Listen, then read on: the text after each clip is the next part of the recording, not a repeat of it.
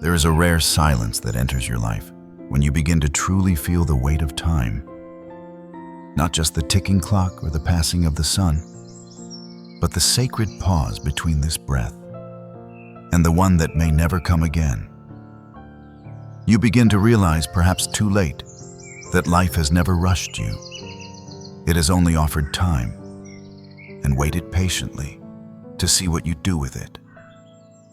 Most people treat time like dust scattered carelessly across the hours. They toss it into distraction. They bury it in delay. They let it vanish in noise. They believe tomorrow will always come, that it will knock on the door like a loyal friend. But the Stoic knows better. The Stoic sees time not as an infinite stream, but as a coin, one that can never be held again once spent. Every morning is gold left on your doorstep. You either use it with care or let it vanish without a thought.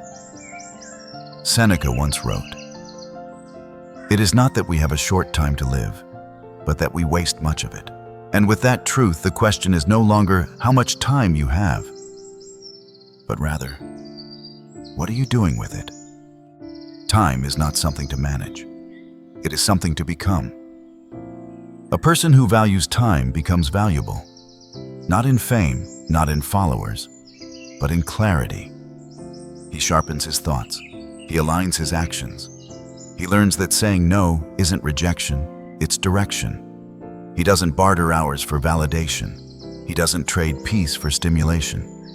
He understands being busy isn't the same as being purposeful. The wise don't fill their days, they form them. Like potters shaping clay, they mold the day into meaning. They do not ask, "How do I get through this week?" They ask, "How do I make this week count?" Even the smallest rituals, a walk, a conversation, a quiet morning coffee, become sacred. Not out of obsession with productivity, but out of reverence for life. The Stoic sees the present not as something to hoard, but as something to spend with care. They don't sprint toward the future.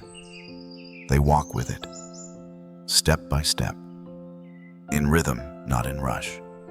Because time is not a race, it's a rhythm. And when you hear it, life becomes music. We live in a world that worships more success, more replies, more screens, more speed. But the Stoic knows time expands not with more, but with less. Epictetus said, "Wealth consists not in having great possessions, but in having few wants." So the wise simplify. They remove what is hollow so what is whole can breathe. They are not slaves to urgency. They are not victims of someone else's chaos.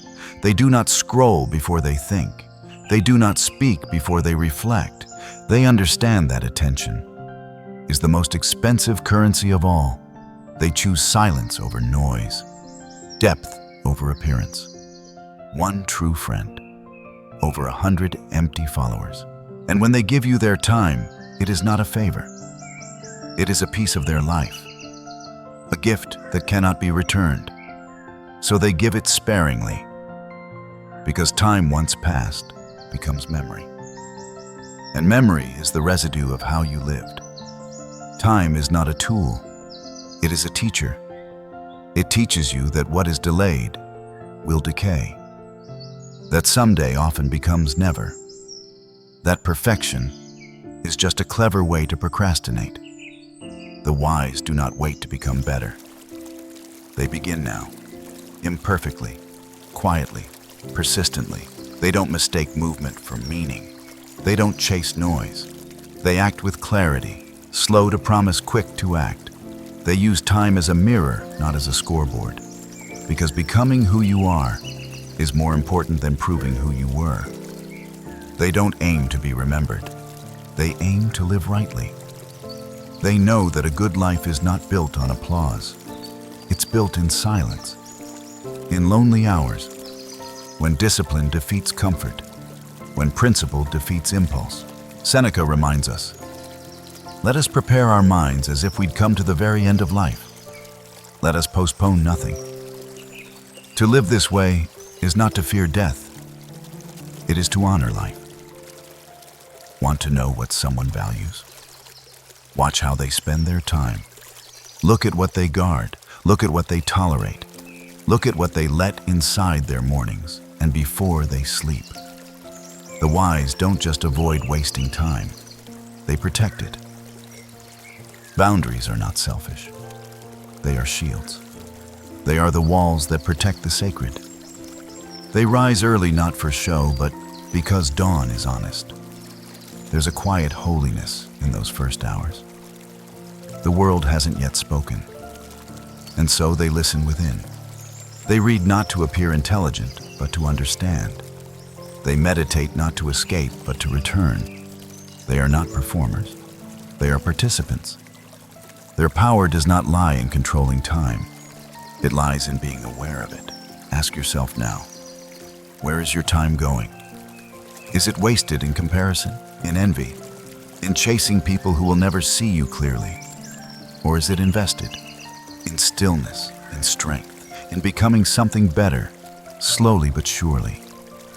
The Stoics knew life can take many things, but it cannot take the present unless you give it away.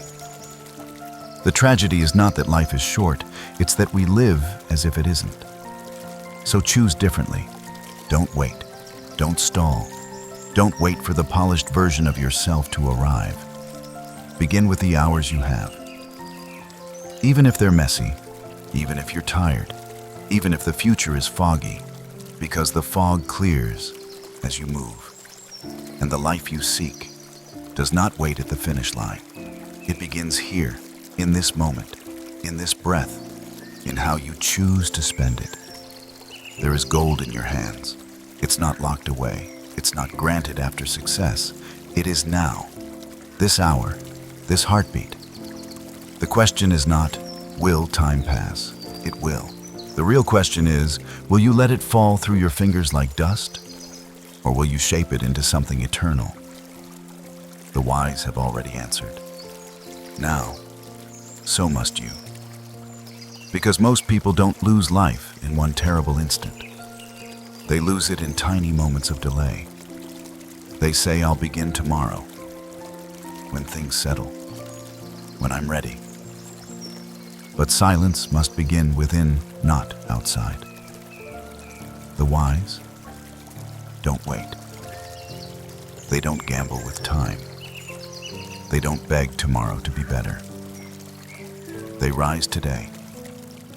Not perfectly, but purposefully. Because every sunrise asks a question, will you shape the day like a sculptor? Or sleep through your own masterpiece, Marcus Aurelius said. You could leave life right now. Let that determine what you do and say and think. This is not to scare you, but to awaken you. To make you faithful, not fearful. Faithful to your higher self. To your fleeting hours. To the one life you are given. We don't inherit wisdom. We earn it. We choose it. It is a flame, a discipline, a return. It is facing yourself and whispering, no more excuses. It is sitting in silence, not to escape discomfort, but to understand it. It is learning to enjoy your own presence, even in a room alone, even without noise, even without praise. The wise are not flawless. They are just quicker to return. They are not perfect. They are simply unwilling to stay broken. They don't live in the past. They don't fear the future. They honor the present. Because time is not something to manage. It is something sacred. And in honoring it, they build a life that cannot be shaken. Not by chaos, not by failure, not even by death. So today, slow down. Not to do less, but to do what matters. Not to fall behind, but to fall into rhythm. Cut what's hollow. Let go of what's urgent but meaningless. And in a world that chases noise, you return to stillness. You become the steady flame, and from that stillness, you build a life worth remembering. Because you don't need more time. You just need to feel the gold already in your hands. Not dust, but gold. And now, you know what to do. If this reflection has stirred something within you, consider joining us on the path of inner strength and quiet wisdom. Subscribe to the Stoic Shine and let timeless philosophy guide your modern life.